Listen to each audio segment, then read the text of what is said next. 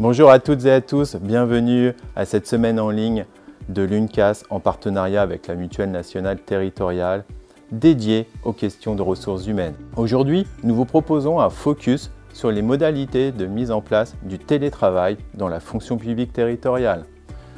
On parle souvent, depuis plusieurs années, des modalités du télétravail sur les aspects positifs, sur les points de vigilance à avoir, mais concrètement, juridiquement, comment cela se met en place? Quels sont les textes sur lesquels nous devons nous appuyer?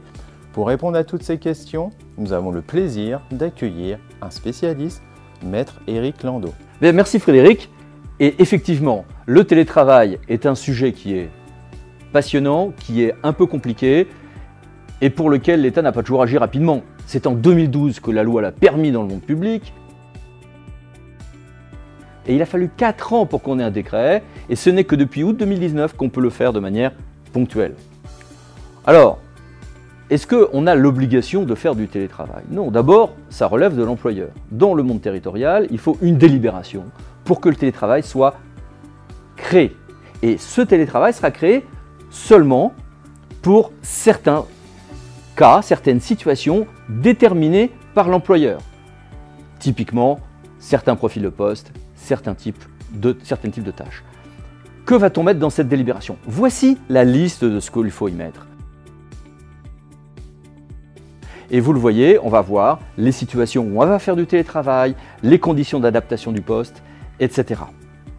Évidemment, on consulte d'abord son comité technique. À bien regarder les textes, le CHSCT, lui, n'est que informé avec un système d'information annuel et la possibilité pour le CHSCT d'aller chez l'agent. Mais en pratique, comme on a souvent des adaptations à prévoir, une consultation et non pas une simple information du CHSCT peut être de bonne politique et de prudence. À propos, du coup l'agent, il peut avoir une visite du CHSCT, voire éventuellement de l'employeur. Oui, mais l'agent peut refuser qu'on aille chez lui. Oui, mais si l'agent refuse qu'on aille chez lui, l'employeur peut mettre fin au télétravail. D'ailleurs, mettre fin au télétravail, c'est toujours possible pour l'un et pour l'autre. On est sur des cycles annuels et on peut toujours y mettre fin avec un délai de prévenance de 2 mois, voire 1 mois si on est en période d'adaptation qui elle-même est au maximum de 3 mois. C'est à l'agent de demander à bénéficier du télétravail et c'est à l'agent de justifier que, au niveau normes, électricité, etc., on est bien sur un poste qui est adapté au télétravail. Télétravail qui d'ailleurs ne concerne pas tous les cas où on travaille en dehors de chez soi. Le télétravail, c'est soit chez soi ou un autre lieu, soit dans des télécentres. Attention, donc du coup, les frais d'ajustement, par exemple, d'abonnement Internet, etc., c'est l'employeur. Mais à conformité, par exemple, électrique, c'est à l'agent.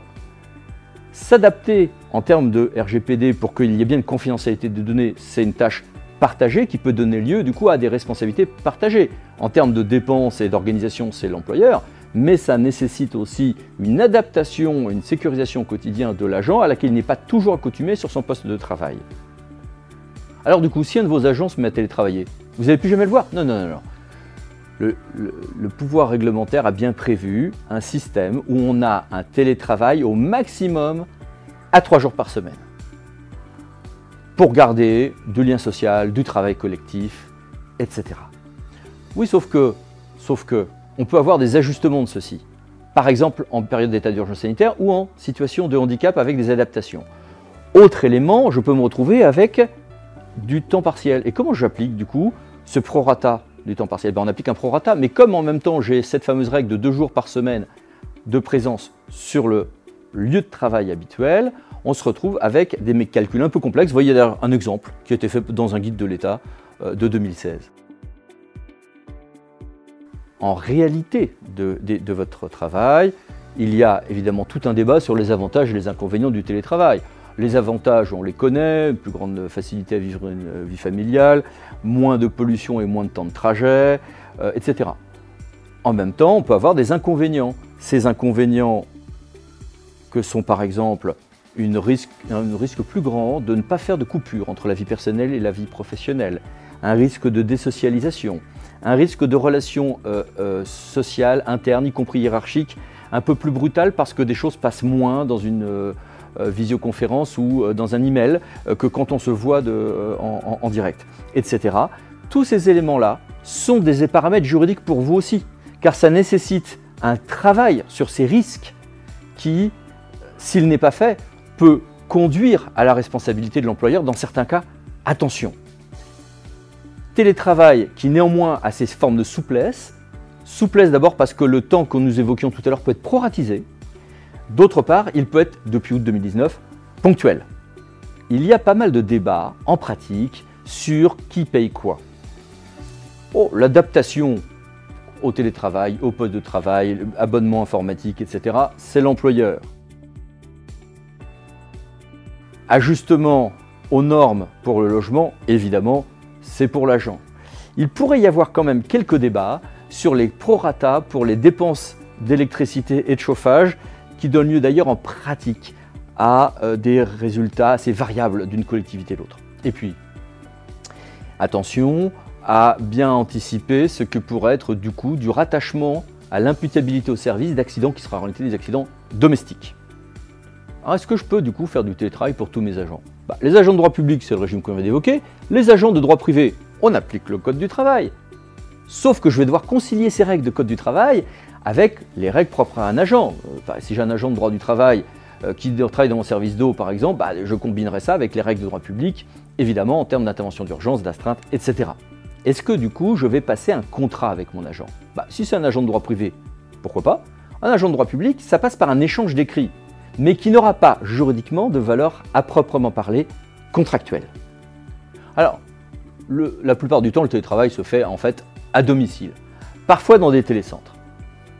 Est-ce que je peux faire un télétravail depuis ma résidence secondaire? Rien ne l'interdit. Rien ne l'interdit, sauf que si j'ai des nécessités de service conduisant à ce que l'agent puisse devoir intervenir en urgence, évidemment, là, je vais me retrouver avec un problème. Alors, sur cette base, l'État a la position que voici, qui est une position assez stricte, assez discutée aussi.